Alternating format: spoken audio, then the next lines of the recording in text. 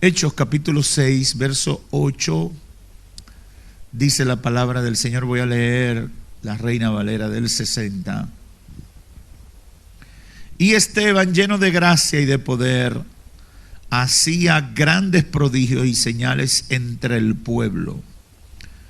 Entonces se levantaron unos de la sinagoga llamada de los libertos y los de Cirene, de Alejandría, de Cilicia y de Asia, disputando con Esteban, pero no podían resistir a la sabiduría y al espíritu con que hablaba. Entonces sobornaron a unos para que dijesen que le habían oído hablar palabras blasfemas contra Moisés y contra Dios. Y soliviantaron al pueblo, a los ancianos y a los escribas, y arremetiendo le arrebataron y le trajeron al concilio. Y pusieron testigos falsos que decían: este hombre no cesa de hablar palabras blasfemas contra este lugar santo y contra la ley. Pues le hemos oído decir que ese Jesús de Nazaret destruirá este lugar y cambiará la costumbre que nos dio Moisés. Entonces todos los que estaban sentados en el concilio, al fijar los ojos en él, vieron su rostro como el rostro de un ángel. Vamos al verso, me perdí, al arresto ya de Esteban. Verso 8 del siguiente. Y Esteban, lleno de gracia y de poder, hacía grandes prodigios y señales entre el pueblo. Entonces se levanta. Ahí estoy repitiendo. Vamos a dejarlo hasta el 15. Después yo sigo con la otra parte. Pueden sentarse. Gloria a Dios. Aleluya. Desde el pasado domingo comenzamos a hablar con un tema general que llamamos lecciones de la Iglesia Apostólica para nosotros. Y en una primera entrega hablamos de la exitosa Iglesia Apostólica. La iglesia del primer siglo, o como algunos llaman la iglesia primitiva. Y hablábamos de el éxito que tuvo esa iglesia a pesar de surgir en condiciones muy adversas, muy difíciles. Y lo fundamental que el Espíritu de Dios ministró a mi espíritu en ese momento era que la iglesia, a pesar de toda la oposición que puede enfrentar y toda la contrariedad del ambiente en que surja, la iglesia de Cristo va a ser exitosa, siempre será exitosa. Y eso es importante porque hay mucha gente decaída, sin ánimos, que está en lugares y en escenarios que no le parecen favorables. Y entonces dicen: si fuera en Santo Domingo, si fuera en La Romana, si fuera en tal ciudad, fuera diferente. Pero aquí donde yo vivo, aquí vive el diablo. Y nosotros hacíamos referencia de Hechos 19 con la obra de Dios que se levantó a partir de la visita en el segundo viaje del apóstol Pablo, esa ciudad que era el trono de Satanás. Mucha brujería, mucha hechicería, una mentalidad inclinada a los misterios y al culto a los demonios. Luego hablé de los pilares de esa iglesia. Hicimos referencia a que perseveraban en la oración, en la comunión, en el partimiento del pan, etcétera. Y eso garantizó ese desarrollo y ese crecimiento para esa iglesia. En una tercera entrega en Santo Domingo el miércoles pasado hablábamos de las batallas, porque mucha gente asocia el éxito en Dios a la ausencia de batallas y dificultades. Óigame bien, la iglesia, a pesar del éxito, tendrá que librar batallas, algunas internas y otras externas. Yo decía que en mi experiencia las batallas externas son más fáciles para la iglesia, porque las batallas con las amenazas externas une a la iglesia. Pero la obra más fina en términos del veneno y de la destrucción que produce son las batallas internas. Cuando Satanás logra meter cizaña en la iglesia y entonces comienzan a salir los deseos de la carne.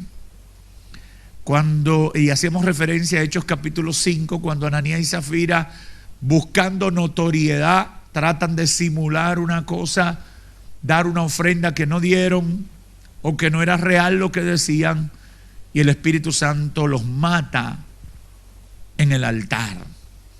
Y luego vino el conflicto de las viudas griegas, que dio origen al establecimiento de los diáconos por primera vez. Y los apóstoles tienen que poner un grupo de diáconos de origen griego para que no se sintieran marginadas, porque se armó, como decimos en buen dominicano o en el vulgo dominicano, se armó un bochinche.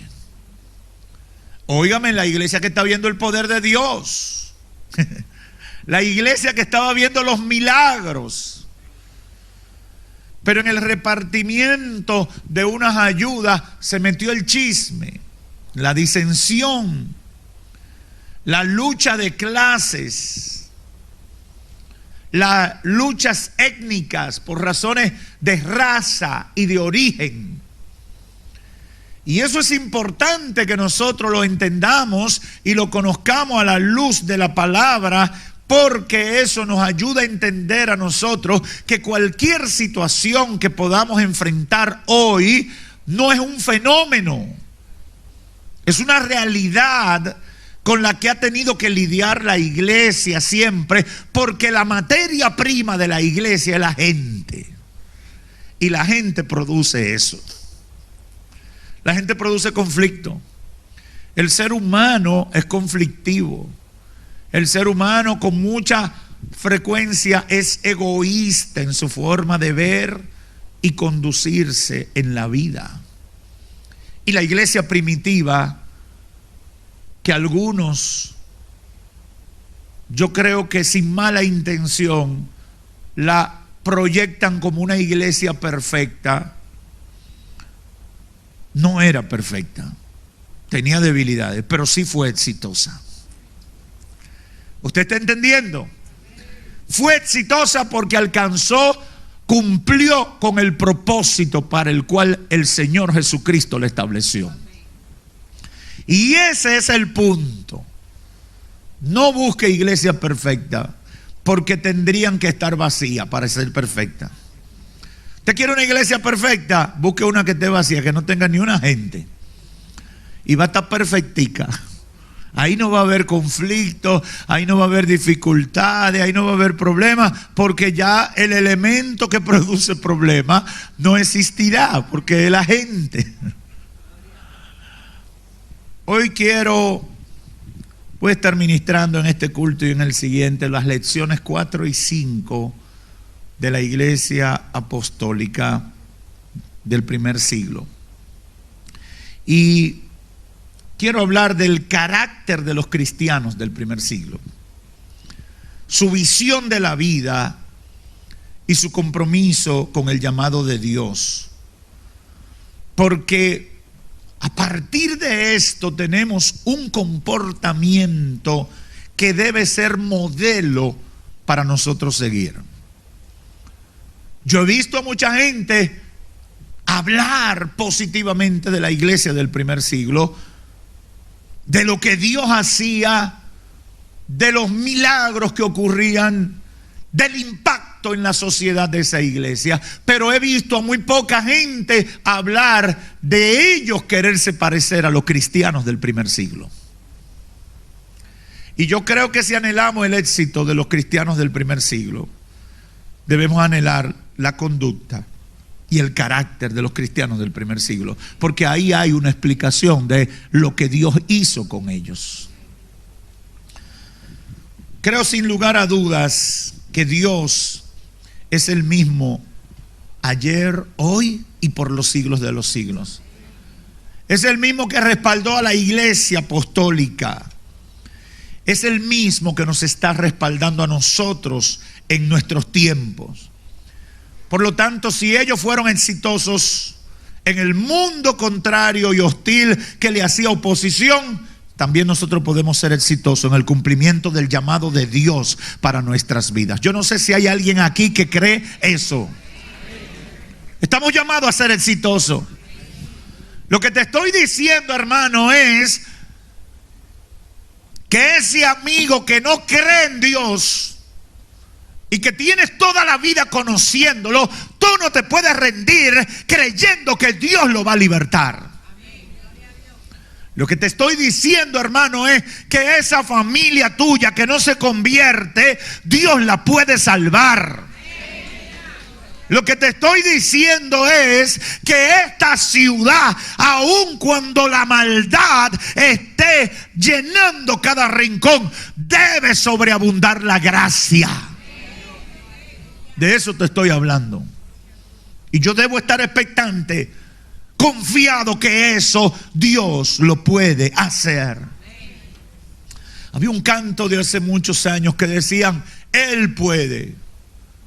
Yo sé que Él puede. Y el estribillo repetía una y otra vez: Él puede, yo sé que Él puede. Aleluya.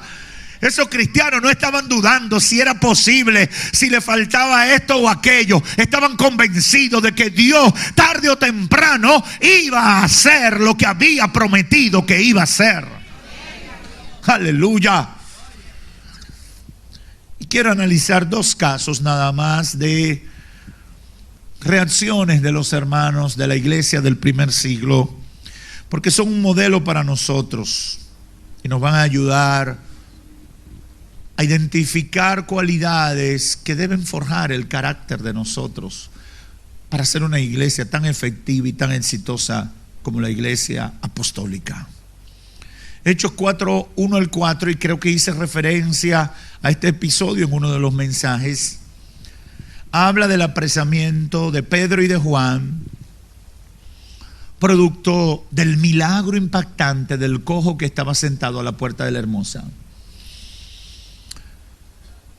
Después que Dios usó a Pedro y a Juan para sanar a este cojo que por muchos años fue un testimonio de fracaso, de marginalidad, de dolor, de tristeza, el Señor lo usa, este cojo se levanta y después, por ese milagro y ese impacto, las autoridades religiosas, políticas y militares de la época se ponen de acuerdo para apresar a Pedro y a Juan y llevárselos presos por un bien que habían hecho. Y dice el capítulo 4, verso 1: hablando ellos al pueblo, vinieron sobre ellos los sacerdotes con el jefe de la guardia del templo y los saduceos, resentidos de que enseñasen al pueblo y anunciasen en Jesús la resurrección de entre los muertos, y le echaron mano y los pusieron en la cárcel hasta el día siguiente, porque era ya tarde. Pero muchos de los que habían oído la palabra creyeron, y el número de los varones era como 5,000. Lo apresaron, lo llevaron preso. Y qué difícil es cuando uno, haciendo el bien, tiene que pagar como si uno hubiera hecho un mal. Usted sabe que la mayoría de los cristianos esperamos que por nuestro buen comportamiento y por nuestra buena conducta el mundo nos reconozca. A veces, inconscientemente, esperamos que nos celebren. Mira, yo me pude robar esos cuartos aquí al cambiar este papelito en la empresa, este reporte de caja chica o este cheque que me dieron al portador,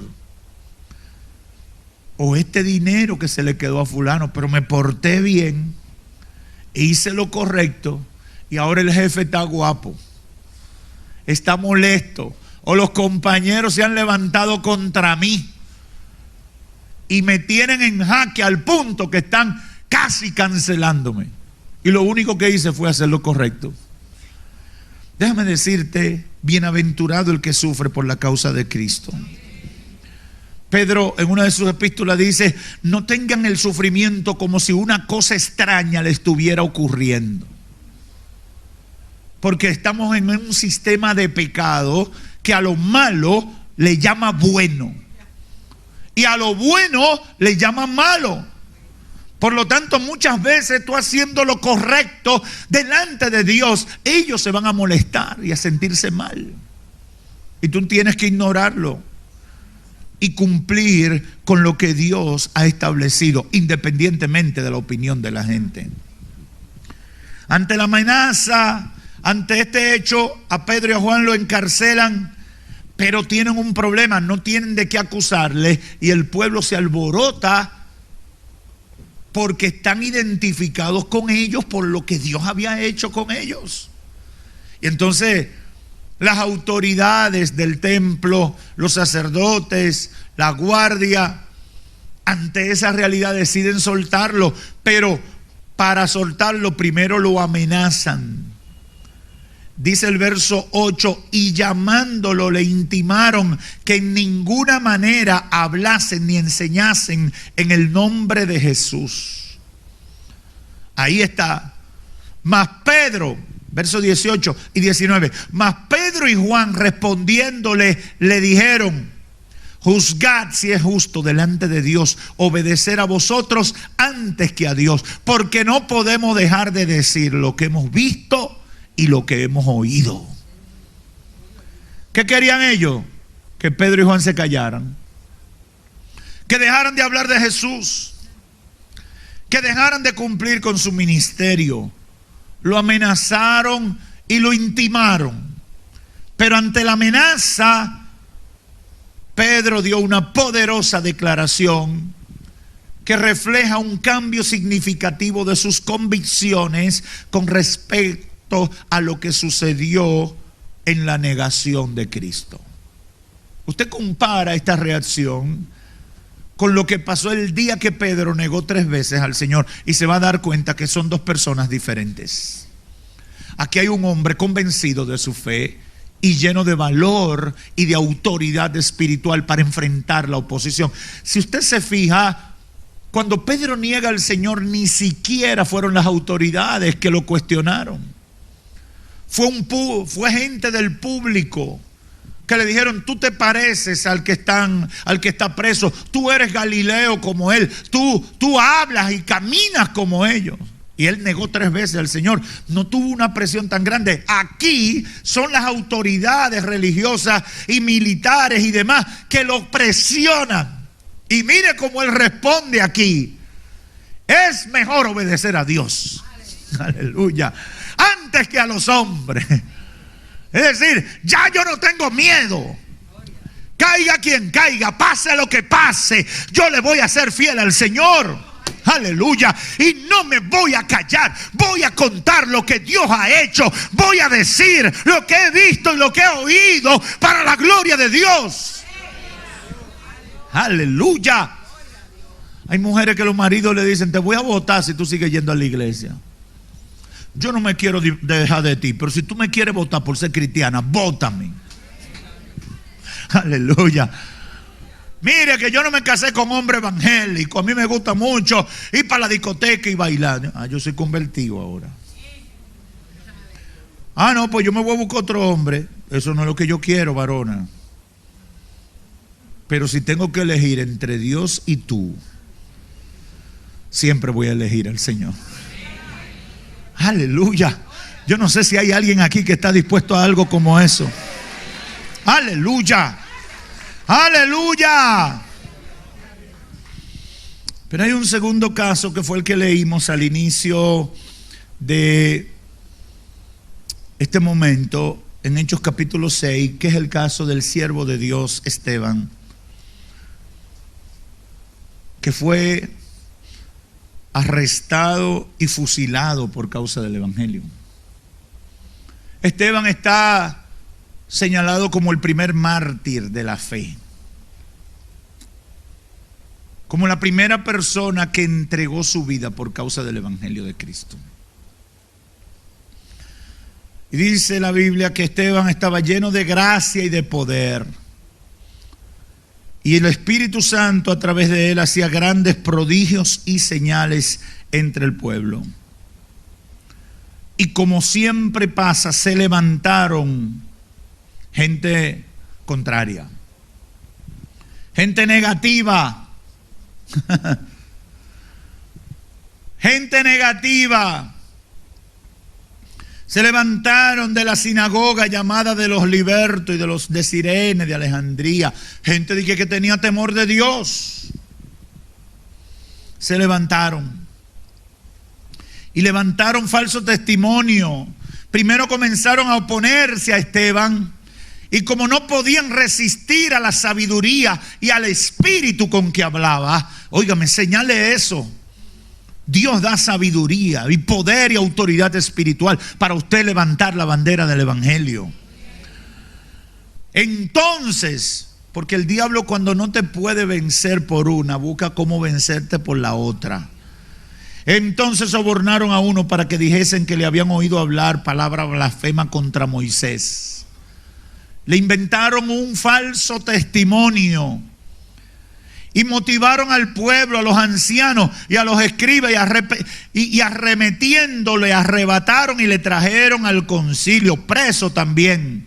Y pusieron testigos falsos que decían mentiras sobre Esteban. Yo quiero resaltar eso porque era un hombre de Dios. Esteban era un hombre de Dios y estaba cumpliendo con el ministerio que Dios le había encargado. Aleluya. Él estaba haciendo la obra que le habían asignado y estaba siendo efectivo, pero se levantaron estos enemigos de la fe. Se levantaron contra su persona y lograron crear una atmósfera negativa contra el siervo de Dios. Injustamente, sustentándose sobre mentiras y falsedades y manipulaciones. Y hermano, aquí yo quiero resaltar algo. No se deje llevar de lo que la gente dice de los hombres de Dios. No se deje llevar de lo que la gente dice de los cristianos. No crea lo que se dice. Crea lo que usted conoce de fuente primaria. No se lleve de mentira. Este era un hombre de Dios. Este era un hombre de Dios. Y Dios lo usaba y tenía un testimonio limpio e íntegro. Pero se levantó una atmósfera negativa contra él. A veces Satanás le levanta eso a uno. Y de manera personal a cada cristiano, y después en todo el barrio todo el mundo habla mal de ti y tú no has hecho nada malo. Y se ponen de acuerdo para levantar falso testimonio. Yo he oído casos terribles y no quiero comenzar a citar porque me extendería mucho, pero casos tan terribles como de que hombres de Dios le han hecho daño a un niño, a una niña, y sin ninguna prueba. O que se robaron un dinero y sin ninguna prueba. Pero se levanta un par de testigos falsos y dicen: sí, yo lo vi. Y es la palabra de ellos contra la del hombre de Dios o la mujer de Dios. Y el sistema termina culpando al inocente. Hay que tener mucho cuidado con eso. Y por eso yo le hablé no hace mucho a la iglesia de la necesidad de que no use las redes sociales para repetir cosas, sobre todo con respecto a la gente de Dios y al evangelio, que usted no conoce, que usted no tiene idea de lo que pasó, que usted no tiene ninguna prueba. Sea un defensor del evangelio a capa y espada. Usted tiene que creer primero en la gente de Dios y después en los burladores del mundo, dejarlo atrás y fuera de su consejo. Esteban era un hombre de Dios y lo arrestaron, levantaron toda clase de testimonio contra él y lo asesinaron y lo mataron. Definitivamente algo terrible y escaso. En el capítulo 7 del libro de los Hechos está toda la defensa de Esteban, y en el verso 54 del capítulo 7 dice: oyendo estas cosas se enfurecían en sus corazones y crujían los dientes contra él. Pero Esteban, lleno del Espíritu Santo, puestos los ojos en el cielo, vio la gloria de Dios y a Jesús que estaba sentado a la diestra de Dios, y dijo: he aquí, veo los cielos abiertos y al Hijo del Hombre que está a la diestra del Padre. En medio de esa experiencia, los enemigos, dando grandes voces, se taparon los oídos y arremetieron a una contra él, y echándole fuera de la ciudad le apedrearon. Y los testigos pusieron sus ropas a los pies de un joven que se llamaba Saulo y apedreaban a Esteban mientras él invocaba y decía: Señor Jesús, recibe mi espíritu. Y puesto de rodillas clamó a gran voz: Señor, no le tomes en cuenta este pecado. Y habiendo dicho esto, murió. La palabra de Dios es instructiva para nosotros. Y lo que el Espíritu Santo ponía en mi corazón era la necesidad de nosotros meditar en el carácter y la actitud de los cristianos del primer siglo. A veces yo me pregunto, ¿qué pasaría con la iglesia si de repente se desata una persecución por causa de la fe? A veces yo me pregunto, ¿qué pasaría con mi fe? ¿Seguiría yo siendo cristiano si de repente me toman preso a mis hijos y me dicen que yo lo único que tengo que hacer es dejar de predicar para que me lo suelten?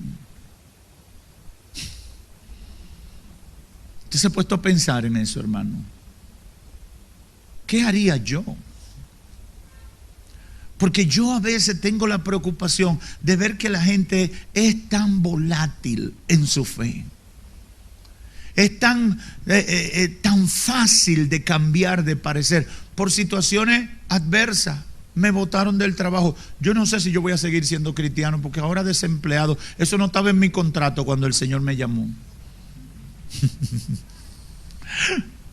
No estaba en mi contrato que la mujer me votara. Yo no sé, pastor, si yo voy a seguir porque esto está muy fuerte. No estaba en mi llamado que me fuera mal en el negocio, que el negocio quebrara. Y yo no sé, yo no entiendo ese evangelio, así que yo creo que yo voy a dejar eso. Tu fe no puede estar sustentada en un bienestar material, ni en una condición particular o particularmente beneficiosa de tu vida. Tu fe tiene que estar sustentada en el llamado de Dios para ti y en tu destino profético, conforme a lo que Dios ha preparado para cada uno de nosotros. ¡Aleluya! ¡Aleluya! Tú tienes que ser fiel a Dios en las pruebas y en las luchas, en la bonanza y en la dificultad. No podemos ser cristianos condicionados al bienestar material o a la aceptación de la gente. Tenemos que ser cristianos a prueba de fuego.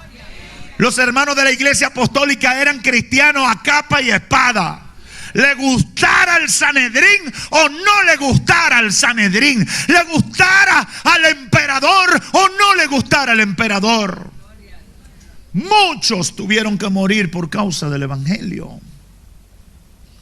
Pero quiero terminar haciendo un par de aplicaciones.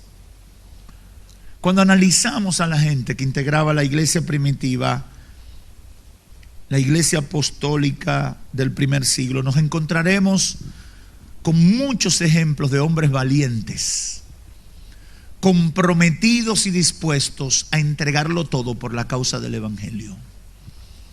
Y yo quiero retar a todo el cristiano que me escucha en esta hora. Debes revisar tu vida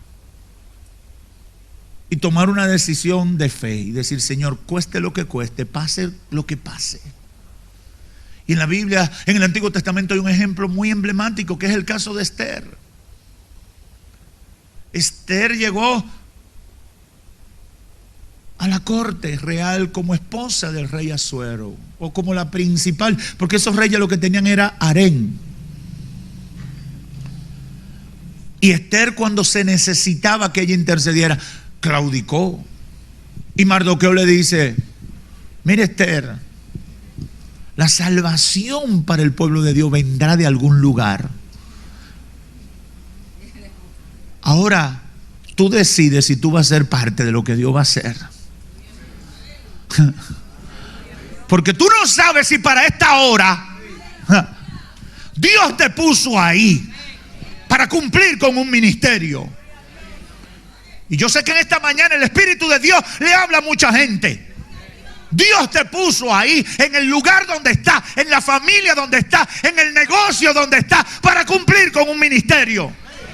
Y Dios va a salvar a esa gente contigo y sin ti. Lo que te conviene a ti es ser parte de lo que Dios haga. Aleluya. Yo no sé si alguien está recibiendo esta palabra en esta hora. Y Esther entendió, y dice la Biblia que dijo: ayunen por mí, que cueste lo que cueste, yo voy a cumplir con el llamado de Dios. Los cristianos del primer siglo eran así, y eso debe servir de modelo para nosotros. Es sorprendente la debilidad de las convicciones de muchos hoy, quienes están más preocupados por los beneficios que recibirán de parte de Dios a cambio de su servicio. Están más preocupados por eso que el compromiso con la causa del Evangelio. Esteban murió viendo la gloria de Dios. ¿Cómo se puede ver la gloria de Dios en medio de un sufrimiento? ¿Cómo se puede ver la gloria de Dios muriendo de un cáncer? ¿Cómo se puede ver la gloria de Dios muriendo de hambre? ¿Cómo se puede ver la gloria de Dios en medio de una guerra maldita que mata niños y a gente inocente? ¿Cómo se puede ver la gloria de Dios? Se ve la gloria de Dios cuando tu vida está enfocada en tu destino profético. Estoy aquí cumpliendo una asignación divina, y en medio de toda la adversidad el propósito de Dios se va a cumplir en mi vida y yo voy a ser parte de él. Oh, yo no sé si tú me estás entendiendo. Aleluya, aleluya, aleluya. Pase lo que pase, yo estoy haciendo la voluntad de Dios. Pase lo que pase, mi vida es un testimonio de la gracia y la misericordia. Pase lo que pase, estoy aquí para hablar de Cristo. Aleluya, aleluya. Mi vida es un testimonio, y Dios me puede usar para exhibir su poder milagroso sanándome. Pero también me puede usar como un ejemplo de un mártir que entrega su vida por la causa del Evangelio. Oh my God, quisiera seguir hablando de eso, pero el tiempo no me lo permite. Eso es tremendo y es necesario, es una lección importante para nosotros hoy en día. Es muy importante. ¿Qué movía a estos hombres? ¿Cuál era su actitud frente a los que se levantaban contra ellos y contra su Señor?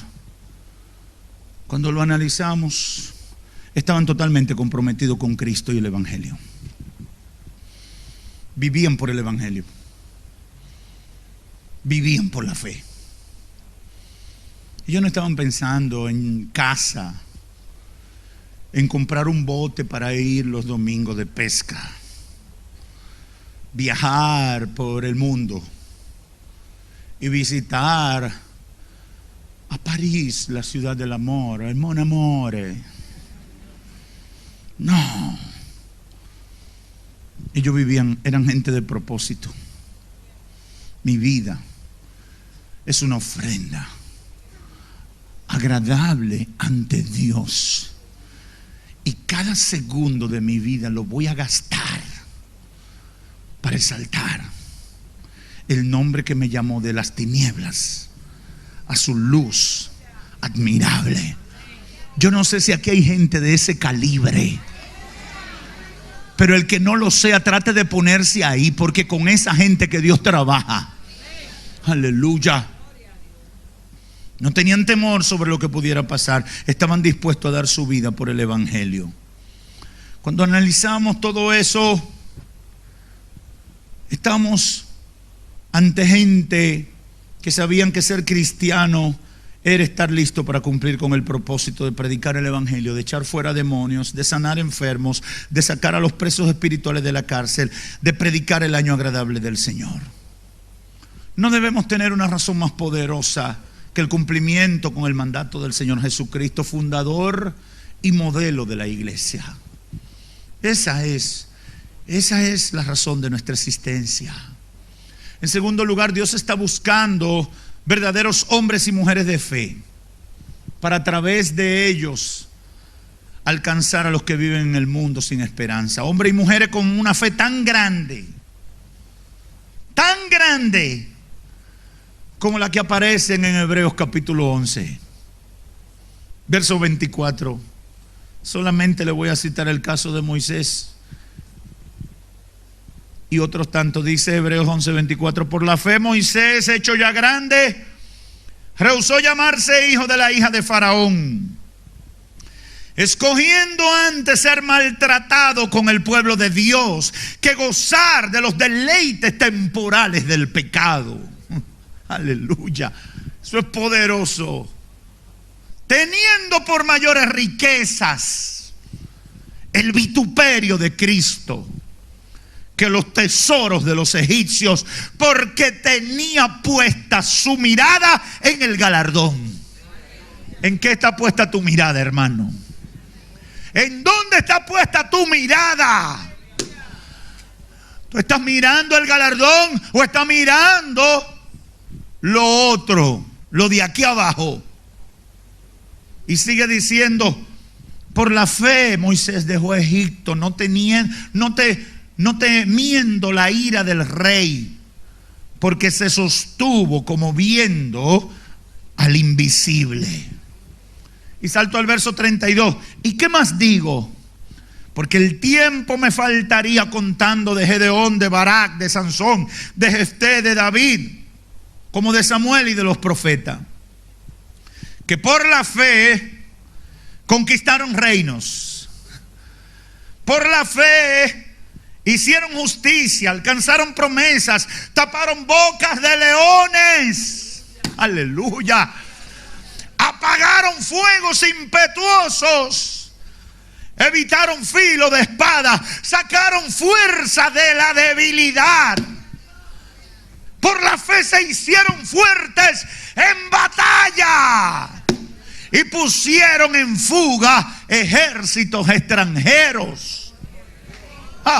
Yo no sé si tú te quieres parecer a esa gente. Yo no sé si tú piensas hacer algo de eso en tu vida. Pero estaba hablando de gente especial, de gente comprometido con el llamado, comprometido con su Señor, comprometido con la causa del evangelio. Comprometido. Y aunque humanamente esta gente no vio recompensa como le pasó a Esteban, Dios se glorificó a través de ello y de su vida. Y eso es lo que el Espíritu de Dios ministraba a mi espíritu cuando me dio este tema. Yo necesito gente que tenga su mirada puesta en el galardón. Yo necesito gente que esté comprometido a capa y espada conmigo. Aleluya. Aleluya, que su vida gire en torno a mí. El siglo XXI está lleno de cristianos que no están dispuestos a sufrir por Cristo. El siglo XXI está lleno de cristianos sentimentales que están viviendo la fe de acuerdo a cómo se sienten, de acuerdo a sentimientos, de acuerdo a temporadas. Dios está buscando una iglesia a través de la cual manifestar su gloria y su poder, pero que sea una iglesia llena de hombres y mujeres comprometidos con la causa, que sepan levantarse con la autoridad de Dios y decirle al diablo: no me vas a vencer, pase lo que pase, yo seguiré fiel, pase lo que pase, yo llegaré a la meta, pase lo que pase, mi vida está escondida con Cristo en Dios. Aleluya.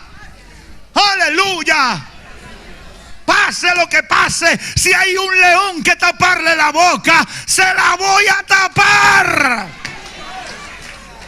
En el nombre de Jesús. En el nombre de Jesús. Una iglesia llena de hombres y mujeres que no le tengan miedo a brujo ni hechicero. Mujeres llenas del poder de Dios que no le tengan temor a Dalila. Hombres llenos del poder de Dios que no le tengan miedo a Jezabel. Oh, Jesus. Hombres y mujeres de carácter y compromiso con la causa. Hombres y mujeres comprometidos con la causa del evangelio, que se sacrifiquen en todos los sentidos. Hoy sufrimos tantas cosas. Hay gente que ofrendan si le prometen que le van a dar 200 por uno, que diezman si el pastor le garantiza que el Señor lo va a bendecir abundantemente, que oran si saben que le van a contestar todas sus peticiones con caprichos incluidos, que vienen a la iglesia si lo tratan bien. Esa hermana, la greñuita, esa me tiene cansado.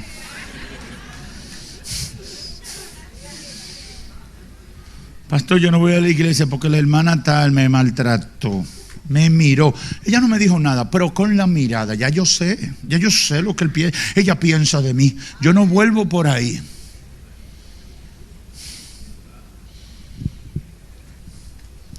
Yo sé que la obra de Satanás para distraerte y para sacarte del lugar seguro. Pero ¿cómo va a ser, aun cuando fuera verdad, que una mala conducta de un hermano te va a sacar del evangelio a ti? ¿Cómo puedes explicar eso? ¿Qué excusa tú le vas a dar al Señor? Me quedé en mi casa porque a mí me trataron mal. Porque pastor, usted estaba muy ocupado y no se ocupó. ¿Usted no notó que yo falté? Y tú no me dijiste. Sí, porque hay gente así. Usted no notó que yo falté y tú no me dijiste. Tú tenías que decirme que tú faltaste también. No, porque yo necesito amor. Yo necesito cariño. Yo necesito que me carguen, que me busquen. Y que ahí no hay amor, pastor. Pastor, ahí no hay amor. ¿Y por qué, hermana, no hay amor? Ay, pastor, la gente no se enteró de que mi tatarabuela se murió. Y usted le dijo a alguien, hermana, que su tatarabuela se había muerto. No, pero los hermanos tenían que saber, porque tenían que buscarme. Por eso yo decidí apartarme de la iglesia. Y no me llamen más. Dígale a lo del polochecito rojo que me dejen quieto. Yo no me estoy inventando nada, hermano. No es ciencia ficción. Estoy hablando de cosas que pasan con frecuencia. Eso revela que tú no has conocido al Señor. Eso revela que tu fe es carabelita, de agua, de azúcar, no tiene esencia. Por la fe, los hombres y mujeres de Dios vencieron ejércitos, enfrentaron a reyes y lo derrotaron, taparon boca de leones y estuvieron dispuestos a entregar su vida por la causa de Cristo Jesús. Ese es el tipo de iglesia que va a llegar al cielo. Ese es el tipo de hombres y mujeres que Dios va a usar en el tiempo que estamos viviendo. Ese es el tipo de gente que verá la gloria postrera, que será mayor que la primera. Ese es el tipo de gente. Ese es el tipo de gente. Amigo, amiga, termino con esto. La gente que fue parte de la iglesia primitiva o apostólica fue gente que después de conocer a Jesús, lo que recibió fue tan grande y maravilloso que estuvieron dispuestos a entregar su vida por Jesucristo. Jesús lo dijo: el que no esté dispuesto a dejar padre o madre por causa de mí, no es digno de ser mi discípulo. El Señor lo dijo.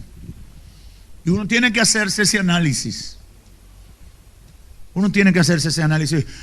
No hay un medidor de fe, pero cuando tú te confrontas de esa manera, tú sabes de qué tamaño es tu fe y de qué calidad es tu fe. Y le digo a los amigos y a las amigas, la gente que fue parte de esa iglesia apostólica fue gente que estuvo dispuesto a entregarlo todo por causa del Señor. Y hoy en día hay muchos que estamos en esa perspectiva. Y podemos testificar de la grandeza del Señor. Y podemos testificar de lo maravilloso que Dios ha sido. No ha sido sencillo. Hemos librado batallas. Hemos tenido que enfrentar gigantes. Pero podemos levantar la bandera de la victoria y decir: Jehová ha estado conmigo como poderoso gigante. Aleluya. Y hoy yo le digo a los amigos que están aquí o me reciben por los medios: yo te invito para que pruebe lo que estamos diciendo. Yo le digo a los amigos: conviértanse a Cristo, prueben, para que su vida tenga sentido, para que tengan una razón por la cual vivir, para que tengan propósito en su vida, para que prueben lo que estamos diciendo. Y si eso lo hacen tomando la decisión hoy, Cristo Jesús se convertirá en una realidad en sus vidas. Yo te invito, entrégale tu vida a Cristo, conviértete a Cristo. Amigo o amiga, Dios te trajo con propósitos eternos aquí y Él quiere salvarte. Que Dios te bendiga.